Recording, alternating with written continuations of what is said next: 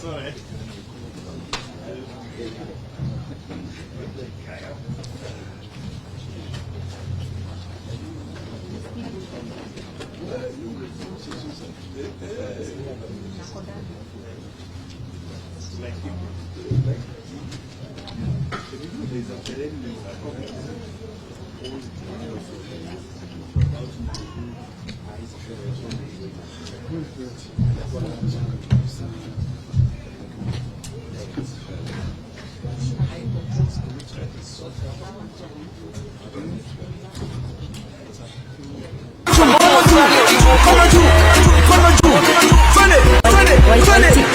Vijana mnataka nani? Baba. Na wazee mnataka nani?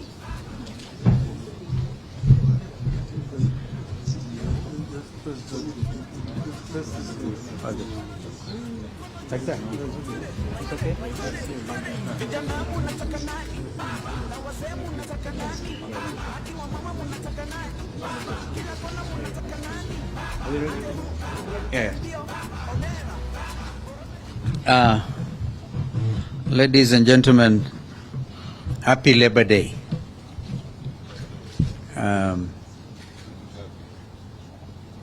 You know, I do not know how many of us know the history of the labor movement. Some workers in Australia 167 years ago demonstrated, and they were agitating, instead of working from sunrise to sunset, be allowed at least to work for 8 hours. And that challenge was taken up across the seas in Chicago. And their demonstrations were met with heavy police brutality, which had the opposite effect. I think that sounds familiar. Even so, those who go to celebrate Workers' Day must also know that these things over time have not come in easy.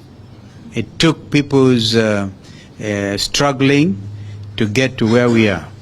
Until then, in American society at that time, 167 years ago, the issue was between capital and labor. And of course, as an independent country, we then, in 1963, decided to be part of the international labor movement. And therefore, we always celebrate May Day as a matter of belief. And us in Azimio, we believe this is very important, a very important day. And therefore, I want to take this opportunity to call on our leader, the Honorable Raila Amolo Odinga, to come and make a statement. So thank you for coming. Maybe at the end of it, 1 or 2 questions. Thank you. So, members of the media, good afternoon. Let me take over from where Steve has left it. Today is a very important day internationally. It is the International Labor Day, a day for the workers all over the world. It's a day when workers commemorate the struggle that they have waged over the years to improve the working and living conditions of the people. And today is taking place against a background of serious distress among the workers of Kenya. But I want to take this opportunity to congratulate all our workers for their resilience and their endurance. And I just want to urge them to continue to unite, because I think it was Karl Marx who once said, the workers of the world, unite. You have nothing to lose but your chains. So one would have expected today that workers would have gotten something, Unfortunately, nothing has happened to the workers, basically because of the lack of concern by those who at the moment have the responsibility to manage affairs of our country. We have a statement to make today, and this is on two subjects that we are addressing. This statement is on Shakahola Massacre and protest rallies. We called you here today to make a brief statement on two issues. First, the Shakahola cult massacre, and secondly, the protest rallies planned for tomorrow. Yesterday, Honorable William Ruto announced plans to set up a judicial commission of inquiry to probe the Shakahola cult deaths. The regime also declared war on our protest activities planned for tomorrow, and they have repeated it today. Ruto's announcement on Shakahola underscores part of the problem we are facing as a country with the Kenya Kwanza regime. Ruto does not seem to know that the concept of a judicial commission of inquiry appointed by a president is unconstitutional in Kenya since the year 2010.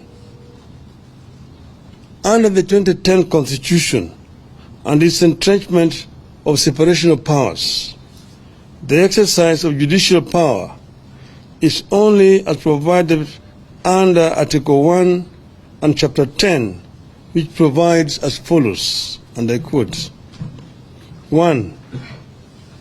The people have delegated their sovereignty of judicial power to only the judiciary and the independent tribunals established under the Constitution. 2. Only Parliament can establish a subordinate court or an independent tribunal through an act of Parliament. 3. Only Parliament can determine the jurisdiction and functions of a court or independent tribunal. 4. It is also now the law, as determined by our courts, that only the Judicial Service Commission can determine who would be employed to serve in such a tribunal. 5. Indeed, Section 13 of the Commissions of Inquiry Act is very clear that an inquiry shall be deemed to be a judicial proceeding. This makes it an absolute preserve of the judiciary under our Constitution. A president, unlike the past, no longer has power to make any decision on the constitution of a court or an independent tribunal, nor who sits in judgment in such a court or independent tribunal. Yet again, Mr. Ruto is trying to undermine and overthrow the Constitution. We wish to state as follows. 1. In the matter of Shakahola and the growth of cult activities in the nation, Mr. Ruto is as much a suspect as is all the cult pastors from Shakahola and beyond. He owes the people of Kenya an explanation before he purports to be trying to solve the problem. 2. The so-called pastors are the people who set up the so-called sanctuary at Ruto's former official residence in Karen as the deputy president. They did not stop there. These so-called pastors proceeded to deliver prophecies and promise miracles about how Ruto would perform as a president. 3. These cultic pastors were among the people who supposedly sanctified State House when Ruto arrived there, pretending to be holier than every other Kenyan. They proceeded to prophesy how great his regime would be. 4. These so-called pastors have organized mega prayer rallies attended by so-called prayer warriors that include Mr. Ruto, Mr. Rigathi Gachagua, and their spouses, supposedly to sanctify the land. They ended up defiling the land. 5. These so-called pastors aided the introduction of mandatory fasting that started in 2015 at the DP's residence in Karen, and which have been carried over to State House, where everyone is compelled to fast every Wednesday, regardless of their faith, effectively making State House essentially a Shakahola annex. 6. Sometime in May 2022, Mr. Ruto's family claimed to have prayed for impure borehole water at their current residence and turned it into clean when a purification machine had failed. We see no difference between this claim and the outrageous ones made by cult pastors, like performing fake miracles and extorting money from believers with the calls like tuma mbegu ya 310 or fast until you meet Christ. 7. The cult leaders are behind the decision by Ruto to establish a faith diplomacy office where he has gone ahead to provide a list of 100 members to be recruited into Public Service Commission as intercessors, supposedly to pray for counties and the government. Nobody knows the identity, the qualifications of the so-called intercessors, how they were identified, and where they fit in a government where religion and state are separate entities. 8. Ruto is the leader of the cult movement disguised as Christianity in Kenya. Ruto, Gachagua, and their families must tell Kenyans when and how they knew these cult leaders and what they knew about them. 9. Ruto and Gachagua must tell Kenyans how much these so-called pastors contributed to their 2022 campaign. How many times have the so-called pastors accessed a State House since the start of this regime? 10. As we stated at the start, Ruto must know he has no powers to appoint a judicial commission of inquiry, so that option is out. 11. We are all aware that judicial commissions of inquiry have been the tool of choice whenever the government has something to hide, like you believe Ruto does now. 12. Parliament must swing into action, come up with a select committee, and get to the roots of the cultic activities in the country and the abuse of religion for political gain. 13. Parliament must help us establish whether the deaths at Shakahola were acts of rogue pastors, human sacrifices, or body organ trade and who the beneficiaries were. 14. The DCI may have swung into action late, but since they did, they have been doing a great job in Shakahola. They should be allowed to do their job without interference. 15. The current blanket restrictions placed on independent observers, including the media and civil society, must be lifted forthwith. 16. The state must give the media full access to the scene of crime and various aspects of the investigations. 17.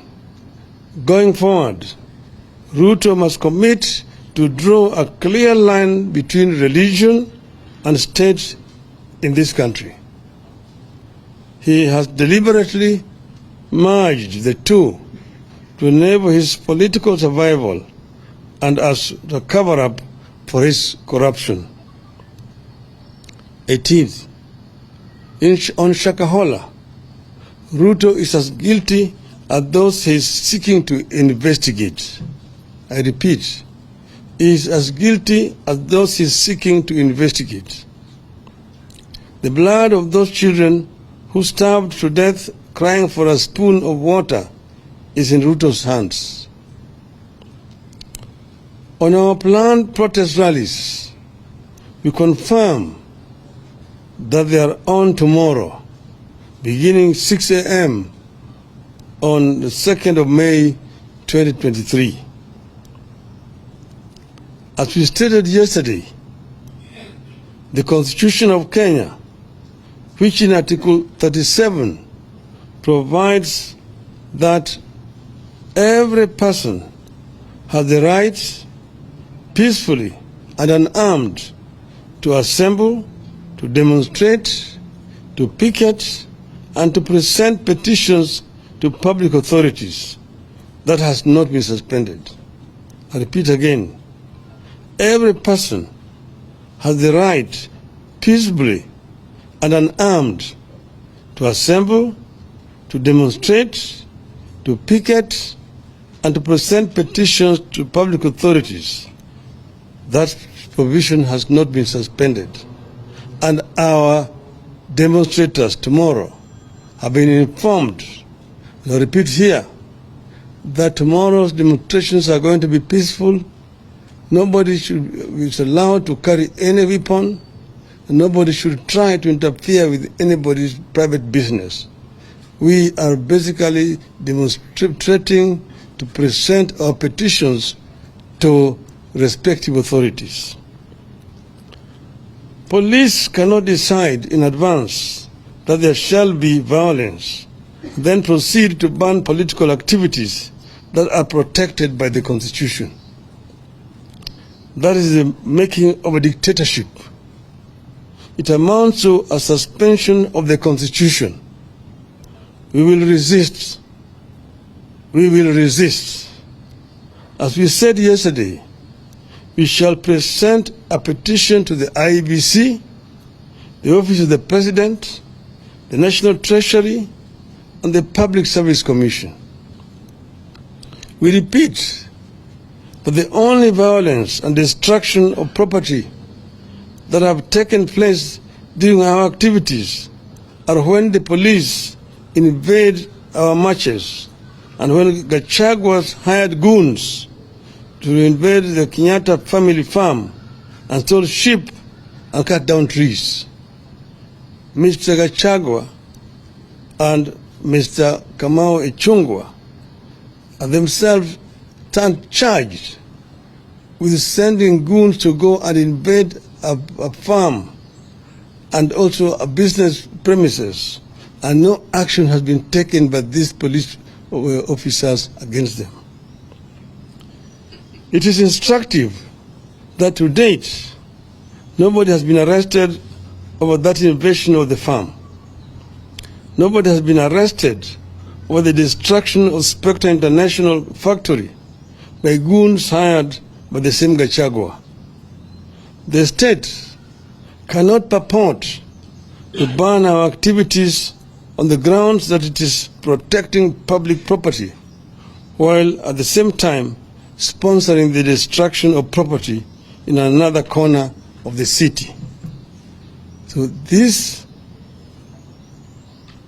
demonstrations, as I've mentioned, are going to be peaceful demonstrations. Mr. Ruto, even today, has repeated that they are stand banned, that he's going to protect people's properties. We assure him there's going to be no destruction of people's properties. That is just an excuse. We assure Mr. Gachagua there will be no destruction of people's properties. Our people have been told to be peaceful. They're not even going to go to where people's places are. We're not going to markets. We're not going to shops. We say we are going to assemble at the Central Park in the city of Nairobi and march to the IBC headquarters and present a petition there. March to the office of the president along Uhuru Highway and present a petition.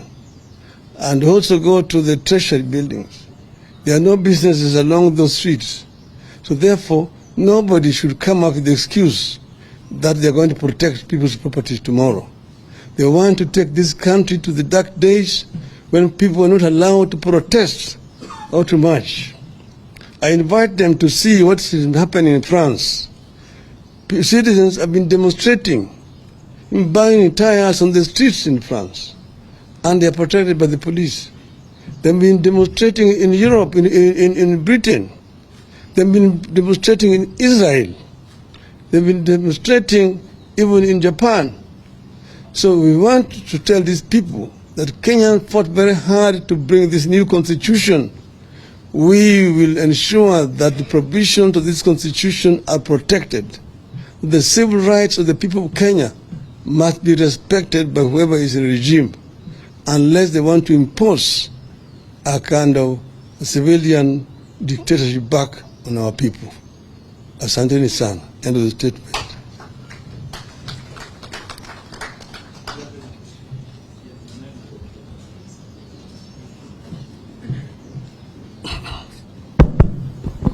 My name is Emmanuel Tor from KTN News. Just one question. Your previous attempts to access the CBD weren't successful. Okay. Raise your voice. All right. My name is Emmanuel Tor from KTN News. Your previous attempts to access the CBD were unsuccessful, and tomorrow you've targeted at least 4 government installations. How are you going to do this time round, and how are you going to access? Thank you. Well, of course, you know where those institutions are. Last time, we were barred from entering CBD. We therefore were forced to actually go on the periphery of the towns. We never chose to go to a place like Madare, or to Kawangware, or Kangemi, or Kibra, Mukuru Kwanjenga, Pipeline, and so on. But we were denied access to the CBD, where we had applied to go and peacefully demonstrate and present our petitions to the authorities concerned. Today they are actually trying to repeat the same thing. You said that Kenyans fought so hard to bring this constitution to life, and that it is the responsibility of each and every Kenyan to defend provisions of this constitution. What these people are saying today is allowed to hold water. No Kenyan will ever be able to do any demonstration. All demonstrations will be illegal under the guise that you are going to be destroying people's properties, you're going to interfere with businesses of people, and so on. So they are trying to create a very, very dangerous precedent, and this must be resisted by all means.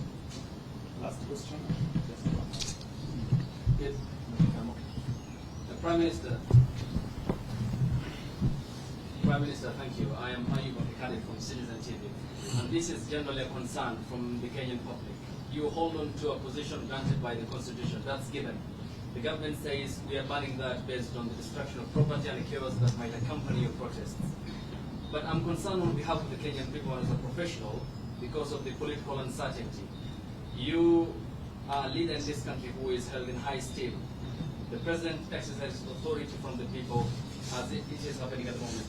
Just when will this uncertainty end? Because look, investments are dipping. The economic crisis in the country is one that Kenyans are unable at the moment to fathom. Investors can't have the heart to invest again in the country, and it's staining our reputation amongst the community of nations. Just when will the political establishment understand the need for sanity and stability for this country to progress? I guess you are addressing the question to the wrong person. You are actually dealing with the victim. And that question should be put squarely to Mr. Ruto and Mr. Gachagua. Because as you see, we ourselves are using the only tool available to us to talk to these people. We even offered to negotiate. We even appointed a team of negotiators. And you saw what they did, despite appointing one of our members as their representative. And they did that on purpose. They did not want to have any negotiations. We have said that we are very ready to engage constructively in negotiations, but they have not shown any good faith in offering to negotiate. At times, they've just been trying to buy time here and there. And that's why we actually resorting to this. This is the only option that's available to us. But for your information also, and for the information of the media generally, we have received very credible information that they are again planning tomorrow to go back to the Jubilee headquarters, to invade Jubilee headquarters with goons, to try to take it over. On the one hand, Mr. Ruto has been saying that he wants to see a strong opposition.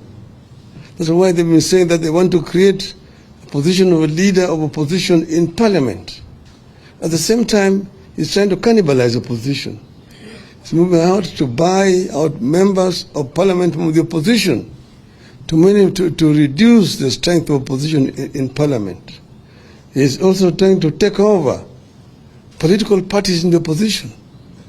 Jubilee is a member of Azimio coalition. They're signatory to the Azimio coalition. And their leadership is not in dispute.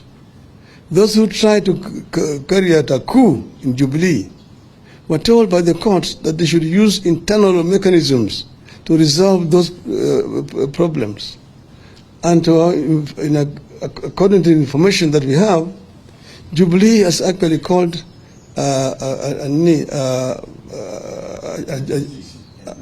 NDC, National Delegates Convention. Why don't they wait for that? Why in the hurry to try to take over Jubilee by force?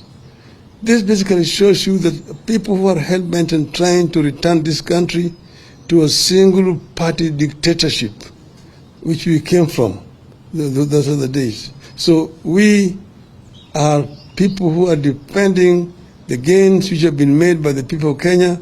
We will not sit down and watch them try to do it. We will resist. And that's why we are here.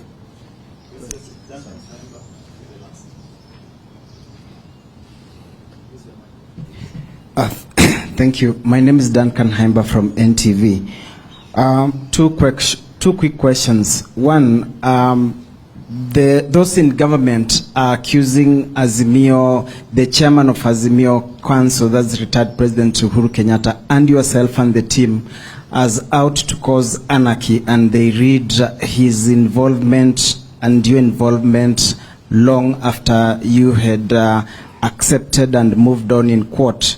And then all of a sudden, so they are saying this is a recipe for anarchy. And secondly, when you launched the MDD, Movement for Defense for Democracy, your position was very clear that you no longer recognize President William Ruto as president. Now, you've said the petition tomorrow among the places will be is to deliver a petition to him. When did the position change that now you recognize him as president? Thank you. I did not say that I'm presenting a petition to Mr. Ruto. I said we are presenting a petition to office of the president, because that office exists objectively. is there. That's why we are making a presentation there.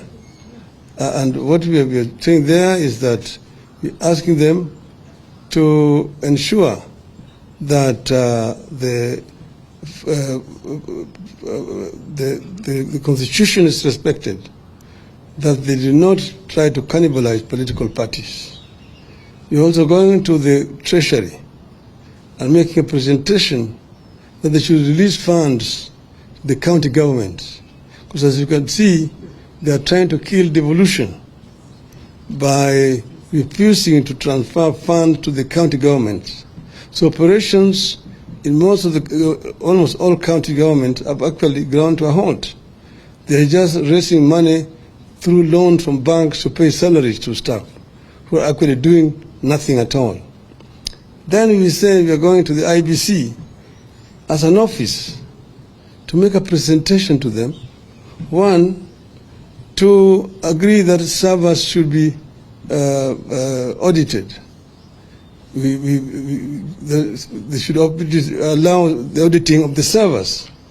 Why are we all of a sudden, you're saying we have changed our minds? Yes, as you know, the elections were done. The ballot papers were counted. Then the results were announced. But you remember, that's where there was the controversy. When they announced the results, 4 out of 7 members of that commission disagreed with the results which the chairman was announcing. The chairman and the 2 others were in minority. Majority of the members of that commission disagreed with the results which were announced. But we, however, let it go. But after that, months thereafter, 3 months later, new information came to light, which showed that in fact the information that was released by Mr. Chebukati did not represent the facts, that the 4 commissioners were right in disagreeing with Mr. Chebukati. And that's the reason why we are saying we need to have the servers audited. Why are we doing it? We are not only doing it because we want to take power, but we want to ensure that next time around Kenyans go to an election, there will be no monkey business. Because if this is not properly audited and concluded satisfactorily, Kenyans will not go to the polls. Why do you go to an election when results are announced arbitrarily by the chairman? And then we are also insisting that the 4 members of the commission need to be reinstated. Why? The only crime was because they disagreed with the chairman on the results. But if that is not corrected, it will mean that in the future, no member of a commission can disagree with the chairman, because they will fear that they will be expelled after the elections. So we are insisting that these people did not commit a crime. They were members of an independent commission, and they are performing their duties, which included agreeing or disagreeing with the results announced by the chairman. So we are saying that these Kenyans should not be condemned to misery the rest of their lives. They committed no crime, and therefore they need to be reinstated. That we do not believe is an unreasonable demand. And then we are talking about the cost of living of our people, which is so high and unbearable. You saw even today when the president asked them about the price of unga, there was a loud disapproval of what he was trying to say. So he lives in another world. Kenyans live in a different world. He said that is also not an unreasonable demand. And then, of course, the issue of transferring funds to the devolved unit is also not an unreasonable demand. And the issue of stopping cannibalization of political parties, respecting political parties, respecting the verdict of the people at the polls is very crucial to institutionalization of multi-party democracy in our country. So all the demands that we have made are clear and open, and we are ready to sit down with people and discuss over these issues. This is our position as Azimio. Thank you.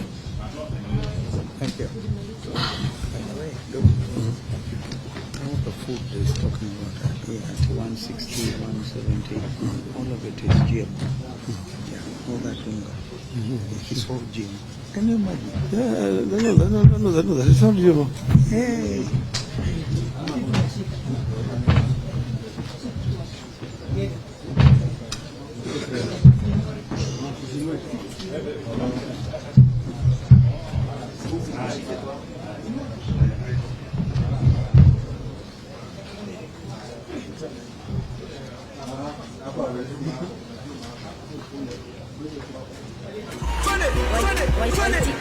Vijana munataka nani?